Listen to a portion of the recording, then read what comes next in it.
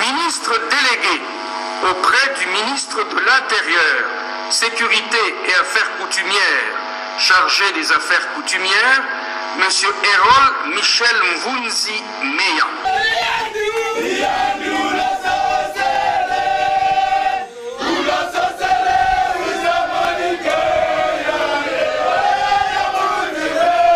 Nommé le 26 août 2019 dans le gouvernement Sylvestre Ilunga Ilunkamba, Maître Errol Michel Mvunzi Meya, ministre délégué près du ministre de l'Intérieur, Sécurité et Affaires coutumières, en charge des affaires coutumières, le numéro 1 de gardien des us et coutumes du Congo et le ministre des Affaires coutumières du premier gouvernement après l'alternance pacifique en République démocratique du Congo issue des élections du 30 décembre 2018.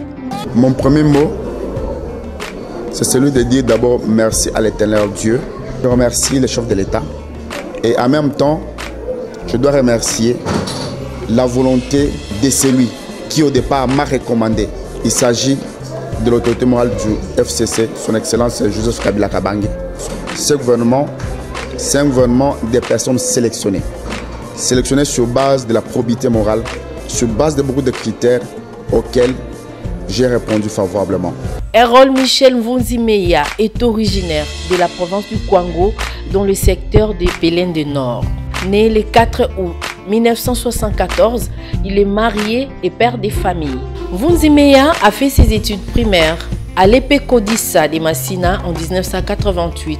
Le cycle d'orientation au petit séminaire Saint-Charles Luanga de Katende à Kenge, avant de rejoindre le collège Temo de Kasongolunda au Kwango en 1994. Puis, il va poursuivre ses études supérieures à l'université de Kinshasa en 2004, où il obtient son diplôme de licence en droit international public et relations internationales. Maître Errol Michel Mvunzi Meya est aussi membre de l'Asbel Kindoku, qui réunit plusieurs ressortissants de la faculté de droit de l'UNIKIN. Juriste de formation et de profession, avocat au barreau de Kinshasa Matete, le patron des affaires coutumières et député national élu du Kwango dans la circonscription du Kenge territoire où il est le maire élu de cette partie de la République. Il a par ailleurs tenu à remercier sa base.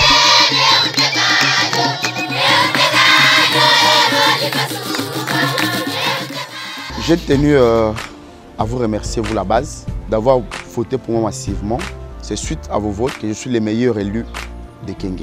Je remercie également l'autorité morale du Renovac qui m'a accordé cette confiance et qui a mis à notre disposition les moyens qu'il fallait pour que nous puissions gagner ces élections.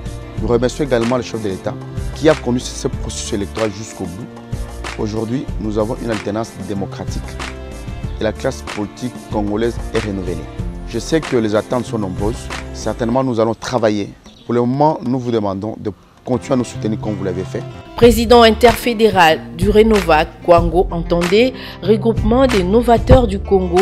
À ses postes, il a prôné le renouvellement de la classe politique qui a fait de lui un jeune député élu et aujourd'hui ministre.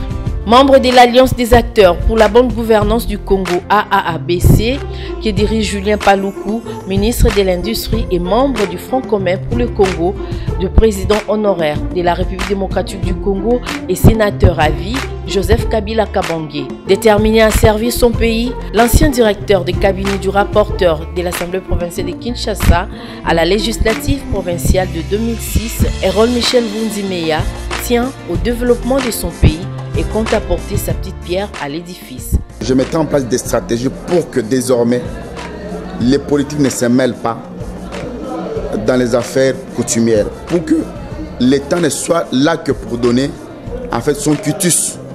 Après que les familles chefales, après qu'au niveau de la coutume, qu'on ait réglé les problèmes selon la coutume locale. À la Direction générale des recettes de Kinshasa, DGRK en sigle, en 2008, l'homme a rempli plusieurs fonctions. Il a gravi les échelons dans cette entreprise où il a été d'abord inspecteur chef de division, puis coordonnateur et a dirigé presque toutes les directions, avant de finir directeur général adjoint. Formateur des formateurs en plusieurs domaines comme dans la gestion des ressources humaines, la décentralisation et les recettes rétrocédées aux provinces et aux entités territoriales décentralisées et TD en sigle. La bonne gouvernance des finances. Le ministère des Affaires coutumières qu'il a en sa charge est un ministère qui connaît beaucoup de conflits et de problèmes. Conscient de cela, Vunzi Meya promet de mettre toutes les stratégies en place pour la réussite du développement à la base, un des piliers des objectifs du gouvernement Ilunkamba. Au regard de la loi, les chefs coutumiers, ce sont des partenaires de l'État. Et la loi prévoit que les chefs coutumiers deviennent des partenaires au développement. Je veux qu'ensemble avec eux, nous puissions travailler dans ce sens-là. Pour moi, le chef coutumier, c'est celui qui a été désigné conformément aux us et coutumes locales et ensuite reconnu par l'État. Je pense qu'on va travailler pour faire en sorte de concilier tous les points de vue, d'autant plus que notre objectif, l'objectif de notre gouvernement, c'est le développement à partir de la base. Quand on parle du développement à partir de la base, on voit d'abord les villages et puis les entités coutumières. Je pense qu'on va travailler ensemble pour faire en sorte qu'on trouve un juste milieu pour qu'on avance. Maître Erol Michel Mvunzi à la charge de la gestion des 261 chefferies, 6095 groupements et plus de 88 000 villages. À cela s'ajoute l'intégration des peuples autochtones. Les innovations ou les apports que je compte apporter au sein de ces ministères consisteront à ce que l'on puisse aujourd'hui considérer les affaires coutumières autrement. Les terres gérées par les chefs coutumiers représentent pratiquement 85% de toutes les terres du pays. Et je pense très bien que si on organise ce secteur-ci, on aura fait un pas très important dans la civilisation du pays, c'est de un. Et pour y arriver, je pense que nous allons nous inspirer de l'exemple de la Nouvelle-Calédonie, où les affaires coutumières jouent un rôle très important. Nous comptons nous inspirer de cet exemple-là de la Nouvelle-Calédonie, où vous avez un Sénat coutumier composé des différents chefs coutumiers. Ils ont pour rôle, ou ils auront pour rôle, de pouvoir prendre les décisions, pour pouvoir régler tout ce qui est conflit coutumier. Ce modèle-là a répondu favorablement au point où l'État a un interlocuteur qui est puissant, qui est organisé. Et en dehors de ce Sénat-là, on mettra en place ce qu'on appelle la Nouvelle-Calédonie, la direction de gestion et de réglementation des affaires coutumières. C'est une sorte d'exécutif. Et lorsqu'il y a des conflits, lorsqu'il y a des problèmes, c'est cet exécutif-là qui prend les devants. Cet exécutif-là est l'interface du pouvoir, qu'il s'agisse au niveau de la province qu'au niveau du gouvernement central. Et là, le rôle de l'État tel que souhaité par la loi va paraître parce que l'État ici n'est donc qu'un cutus. Mais aujourd'hui, avec le cellule de règlement des conflits, on constate que ça n'évolue pas assez. Et il faudrait davantage responsabiliser les chefs coutumiers, comme c'est le cas en Nouvelle-Calédonie, comme je viens de le dire.